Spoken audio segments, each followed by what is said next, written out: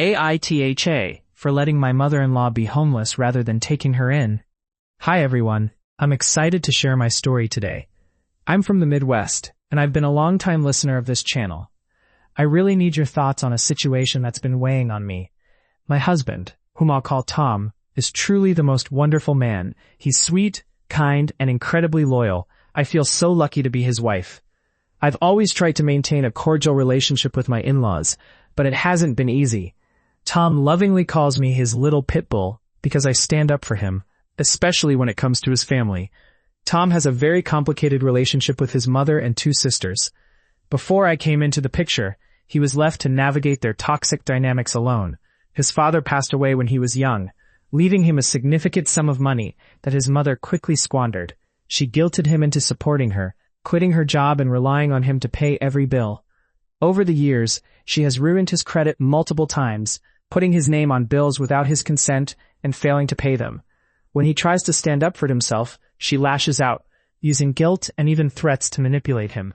His sisters mirror this behavior, constantly asking him for money and spending it on themselves instead of their children. We've helped them countless times, spending thousands to keep them afloat, but they always come back for more. When we refuse, we're met with hostility and harassment. Currently, they all live in a cramped apartment, and the environment is chaotic. One moment they're fighting, and the next they're acting like best friends. The sisters want to kick their mother out, and last year, we helped her get out of that toxic situation by paying for her to get an apartment. We set her up for success, but she couldn't maintain it, and ended up back with them. Now they're asking us to take her in again. I have to be honest, absolutely not. We're trying to start our own family. And after everything Tom has endured, it's time for his family to face some real consequences. So, Reddit, am I the bad guy for not taking her in? My boyfriend gave my autistic son the best birthday ever. I'm a 25-year-old single mom to my son, Lewis, who just celebrated his 6th birthday. Lewis is on the autism spectrum. While he's high-functioning, he still faces challenges daily. He has sensory issues and can get overwhelmed in crowded places, but he's been making great progress as he grows older. Now, let me tell you about my boyfriend Jordan. He's a heavy machinery mechanic who runs his own business from home, focusing on farming equipment and sometimes helping out construction companies. He lives on a large piece of land in the countryside, where he keeps chickens, ducks, goats, and cows. I honestly don't know how he manages everything, but he's incredible. Lewis took an instant liking to Jordan, and the feeling was mutual. Lewis loves visiting the farm and riding around in Jordan's UTV. He's fascinated by building with Legos and working with his hands, so he often follows Jordan into the garage to learn about cars and engines. Jordan has been a blessing for Lewis, always being careful and even buying gloves for him to avoid sensory overload from grease. Last month, Jordan told me he wanted to give Lewis the best birthday ever. I thought he'd get him a small gift, maybe a cheap Lego set or a toy tractor. But when he walked us to the garage and opened the door, I was speechless. He had gone all out, getting Lewis 10 Lego sets and even building him a go-kart. I couldn't believe it. He spent over $1,000 on my son. I dropped to the floor, overwhelmed with emotion. I never expected anyone to care so much for a child they didn't have to do anything for. Lewis was ecstatic. He shouted, "Is that a go-kart? Can I ride in it with you, Jordan? Wait, are those Lego sets? You got me the Titanic set? I've wanted that forever." The joy on his face was priceless. Jordan was just as thrilled to see Lewis so happy. He told Lewis that the go-kart was his, and that he could drive it as long as one of us sat with him until he got the hang of it. I know I rambled a bit, but I'm so grateful to everyone who took the time to read this. I think I might just buy this amazing man a ring. After Lewis's birthday, we sat down to make a thank you card. I encouraged Lewis to write everything himself, making it personal and creative. He spent days decorating a giant trifold poster board, gluing pictures of him and Jordan together, alongside his drawings and writing. I added my own note, expressing my gratitude to Jordan for all the gifts, dinners, movie nights, and for seeing Lewis for who he is. I told him how much Lewis loves him, and how grateful I am for everything he's done. When we finally finished the card, we jumped in the car for a surprise visit to Jordan, who was having dinner with his parents, whom we adore. We had warned them we'd be popping in, so there were no surprises. As we tried to sneak in the giant poster board, Jordan caught us at the door. He greeted us with hugs and a kiss before we settled down to watch him open his comically large letter. As he read it, tears welled up in his eyes, and he quietly said, "I love you guys too," before excusing himself to grab a tissue. We spent the night playing games, building Legos, and just enjoying each other's company. Now for the big news. We're moving in with Jordan. My lease is up for renewal in February, and he wrapped a box with a house key to ask me to move in. I was so excited, I ran over and jumped into his arms. He even gave Louis his own key for his bedroom, after checking with me first. Louis is a bit nervous, but excited. We spend so much time together already, and I believe this is a step toward building a healthy future. We wanted to ensure we could live together without issues before making any big decisions. Now it's time to pack and donate some of my old things to make room for new ones. I'm incredibly grateful for everything I have, and for everyone who has read this. I love each and every one of you, and wish you all the best. You're replaceable. Okay, bye. I worked for a company for just under 5 years. Before I joined, it had already been around for 10 years. During my time there, the business grew to become the #1 provider in the region, capturing about 75% of the market. It was a small team of around 15 employees, and I genuinely loved my job. The skills I gained were invaluable, and I cherished my colleagues and the clients we served. My performance reviews with the owner were consistently perfect, with no suggestions for improvement. I managed operations, HR, payroll, customer service, marketing, employee management, schedules, and training. I could even step in for my teammates when they were out sick or on vacation. Last summer, the owner announced bonuses. Mine was more than previous years, but still notably less than my teammates. I asked the owner if the bonuses were performance-related and what I could do to earn more. The response was shocking. "You're just more replaceable than the others." I was taken aback, but calmly replied, "Oh, okay," before processing the bonuses and heading to lunch. I called my spouse for advice. While they aren't a fortune teller, they have a knack for seeing potential outcomes. With their extensive business experience, we decided to take our scheduled vacation to clear our minds and figure out my next steps. After one last day of work, we left for vacation. While away, we discussed various scenarios and consulted with a business advisor and an attorney. By the end, I resolved to resign with a 2-week notice upon my return. However, in a moment of anger, I was immediately terminated by the owner. I had anticipated this reaction, so I was prepared. In the following weeks, I launched a competing business offering similar services, but with more customizable options and higher quality.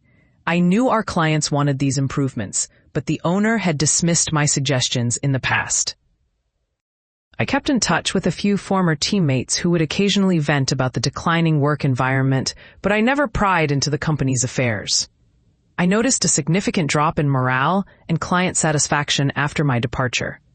I also checked the Google and Facebook reviews for my old company. Things were not looking good. They hired 2 full-time and 1 part-time person to fill my role, while some responsibilities were outsourced. Meanwhile, my new business took off. Within 3 months, I was able to hire several of my former teammates who needed minimal training. As the quality of service at my old workplace continued to decline, more clients turned to me, and soon, my old company struggled to stay afloat. In just a few months, they went from being the top provider to nearly nothing. I learned that my previous employer was looking for a new job, having even applied at my spouse's company. I jokingly thought about interviewing them and saying, "How replaceable am I now?" But my spouse understandably said no. The moral of the story? Don't tell your employees they are replaceable. They might just create a competing business that surpasses yours, taking your best employees and clients with them, leaving you to start over. Looks like your company was the one that was replaceable, not me. My mill refuses to use or acknowledge my baby's name. I'm seriously at a loss for what to do here. My husband and I welcomed our baby girl last summer.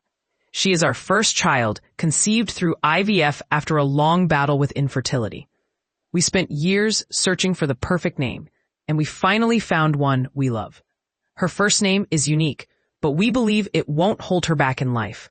It has roots in the Nahuatl language, and while I'm Hispanic, I'm not Mexican. My husband is. Her middle name is also in Nahuatl, though it's a bit more common. We decided early on that she would carry my last name instead of his. After everything we went through, my husband felt it was my right to choose. His father had a difficult past, and he had no desire to pass on that family name. Given our complicated journey, I was superstitious about saying our baby's name before she arrived. So, we kept it a secret from everyone until she was born.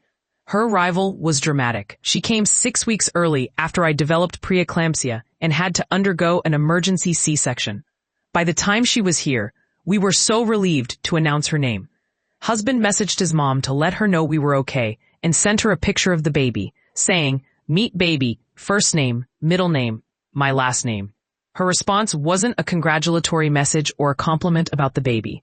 Instead, she said, "Oh, I would have named her middle name." Feminized version of husband's name, husband's last name. That was it.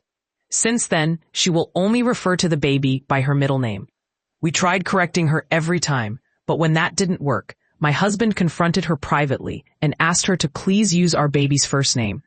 She apologized and promised she would, but she hasn't. All her messages ask about baby middle name. My husband corrects her every time, but it's exhausting. When we visited her for Christmas, all the gifts for the baby had tags with her middle name. I'm at my wit's end, and it's really upsetting me. What do I do? How can we get her to use the correct name? My husband has confronted her directly, and we both correct her every time she gets it wrong.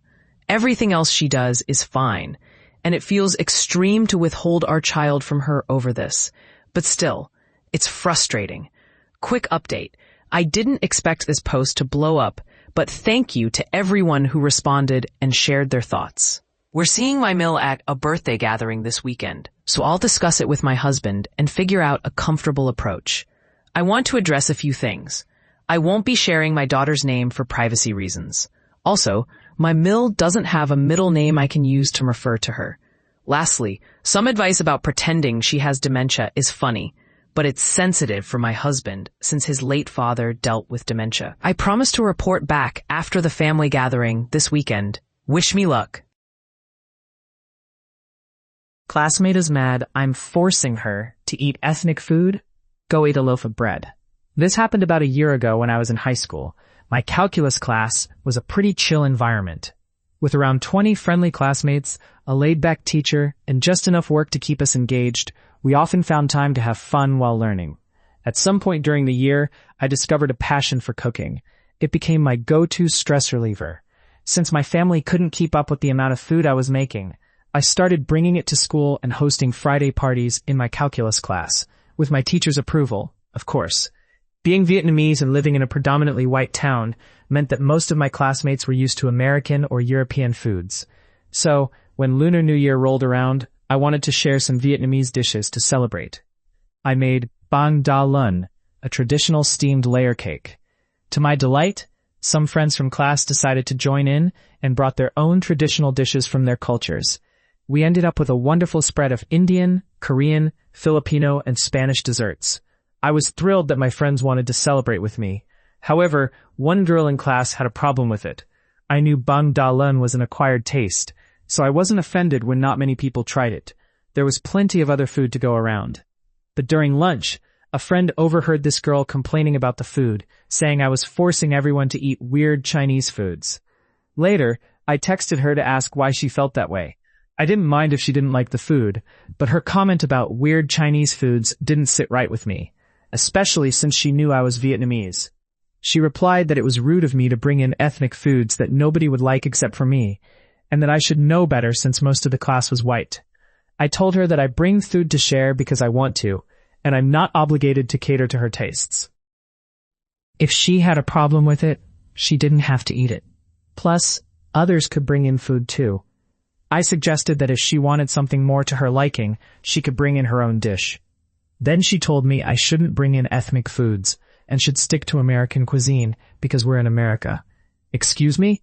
I couldn't help but think that if I brought in jambalaya, which originated in Louisiana, she would probably still call it weird foreign food.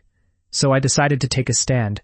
The following week, I brought in oliebollen, a Dutch donut, and started passing them out in class. When I reached her desk, I pulled out a loaf of Wonder Bread and placed it in front of her, saying, "Sorry, but these are Dutch too ethnic.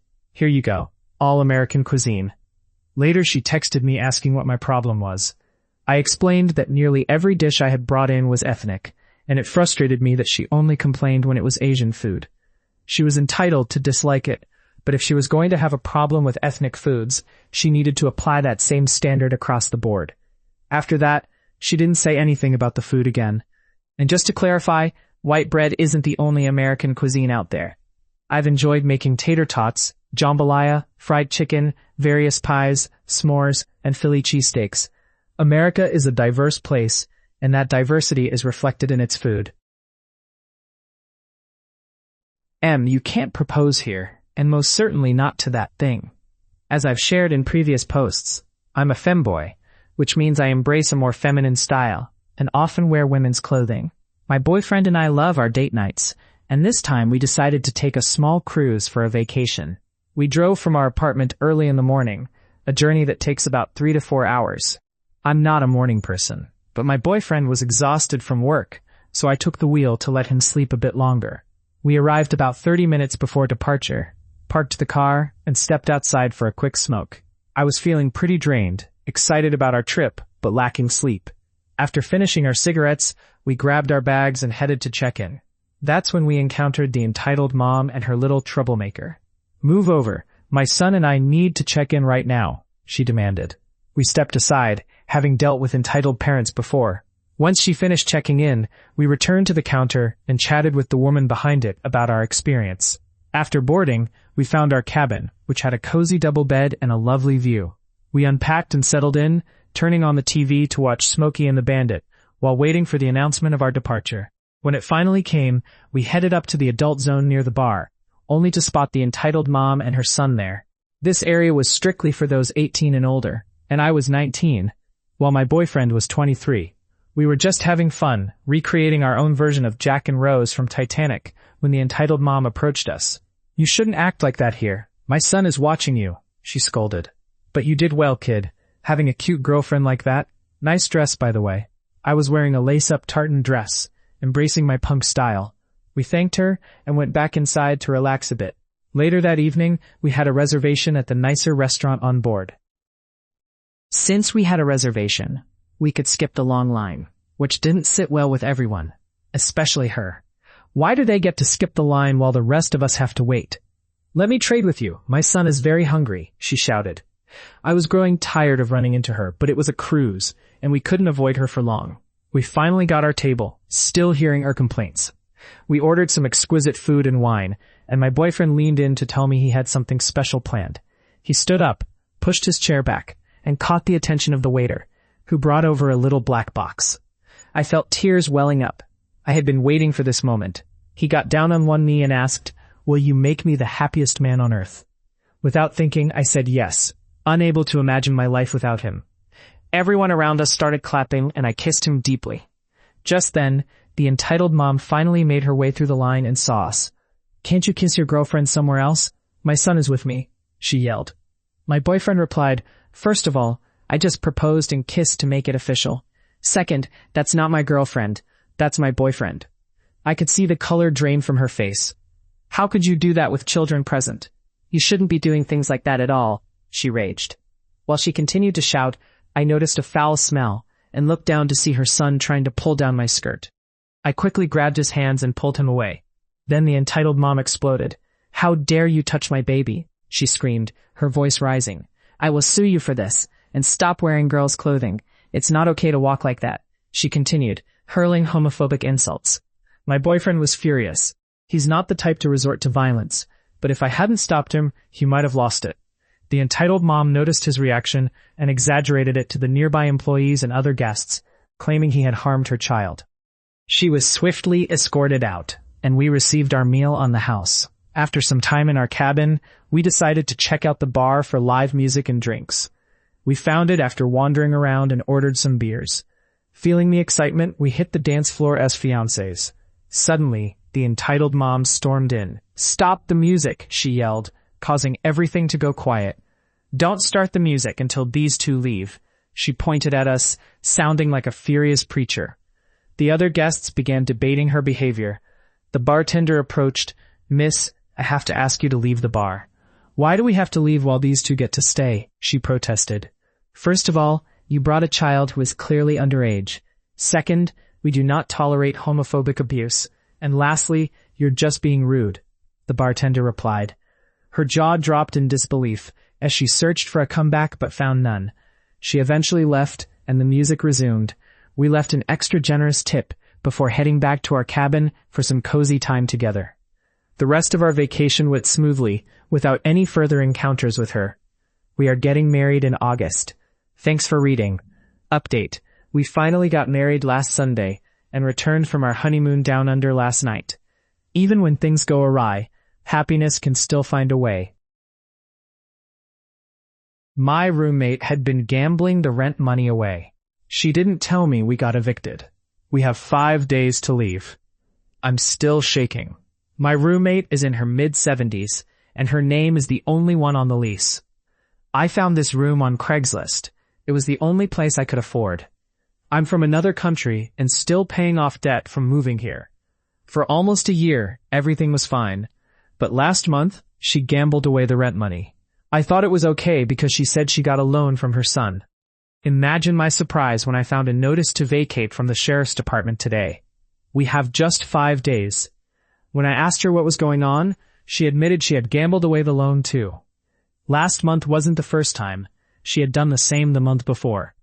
The money I gave her for this month's rent? Gone. She never told me about the 30-day eviction notice or the hearing.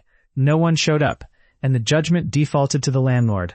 She'll be fine, moving in with a friend while I'm left with nowhere to go. I was already planning to move out at the end of the month, but now I'm stuck. I found a new place that requires $1,000 to move in, but I only have $280. I can't come up with $720 in just 5 days. I contacted the police about my roommate stealing from me, but they said it was a civil matter. How can I focus on going to court when I don't even know where I'll sleep in under a week? This is my worst nightmare come true. Update. I was homeless for the first time in my life. I slept in an unlocked classroom at a nearby university and kept my belongings in a storage unit.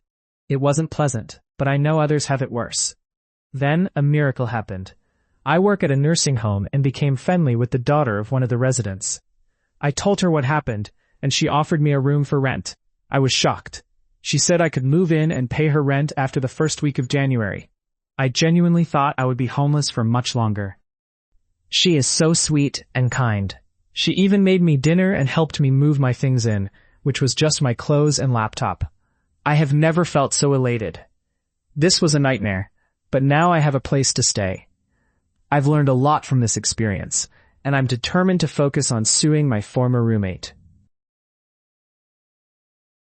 Neighbor tells Gramps he should mind his own damn business.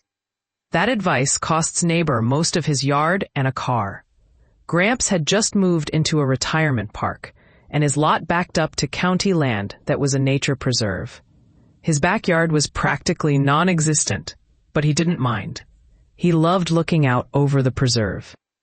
However, he couldn't help but notice that his neighbor's backyard extended a good 8 feet past his, giving the neighbor a nice space. Gramps tried to be friendly with everyone, exchanging phone numbers. One day, he noticed the neighbor laying down expensive pavers that stretched from his back door all the way to the old fence posts marking the preserve boundary. Gramps watched as the neighbor yanked out 3 rickety fence posts and moved them back 2 feet into the preserve before pounding them back in. Then he started clearing the land, clearly trying to gain more space for his pavers. Having worked for the National Park Service in his younger days, Gramps felt compelled to warn his neighbor about the consequences of his actions. So he stepped outside for a little chat. But the neighbor was immediately defensive. Before Gramps could say much, the neighbor snapped, "You're new here. I've been here 10 years. Mind your own business." Gramps decided not to press the issue. Nothing happened that year. But the following summer, when most of the park emptied out, the county came by to check on the preserve. Gramps noticed them going back and forth behind the neighbor's house, pulling out maps, taking photos, and making phone calls. Soon, more workers showed up. It turned out the neighbor had moved the posts several times over the years, and his backyard was supposed to be even smaller than Gramps'. To make matters worse, the neighbor had installed pavers specifically to park both his golf cart and a cherry red sports car in the back for the summer. The county would have to move them before they could do anything else. They taped a notice to the front door and left. Curious, Gramps went over to read it. The notice stated that the neighbor was in violation of encroaching onto protected lands. He had 30 days to move his car, tear up the pavers, and pay a fine of $11,000 due to damage to endangered species and trespassing fees. If he failed to comply, both the golf cart and car would be towed, the pavers removed at his expense, and the fine would increase for every day past the deadline. 30 days came and went. A week later, Gramps had quite the show, as first the car and cart were towed. Then, the pavers were dug up and hauled off. The old fence posts were replaced with metal posts embedded in cement bases, connected by steel cables. The whole process took several weeks, but the preserve looked much more legitimate when they were done. A few solar cameras were installed to monitor the wildlife and any encroachers. By November, the snowbirds began returning to the park, including the neighbor. Gramps witnessed the neighbor's second show of the summer as he read all the notices. The neighbor dug down until he reached the first one, then ran out back, screaming in frustration. He rushed to his car to dig out his cell phone and call the county for answers. Grant stayed indoors to avoid the chaos. The neighbor was frantically unloading his car, turning on his water and electricity, and trying to get someone at the county to pick up the phone. When he finally reached a live person, he started yelling about his car and golf cart, causing the call to be transferred repeatedly. Eventually, the neighbor was told to come to the county office to sort things out. 3 days later, the neighbor caught Gramps outside and asked if he had been there when the county stole his car and destroyed his backyard. Gramps replied that he had been. The neighbor then asked, "Why didn't you call me when you saw them putting notices on my door? You had my number up north." Gramps smiled and said he had thought about it, but figured the neighbor would prefer him to mind his own business, so he decided against it.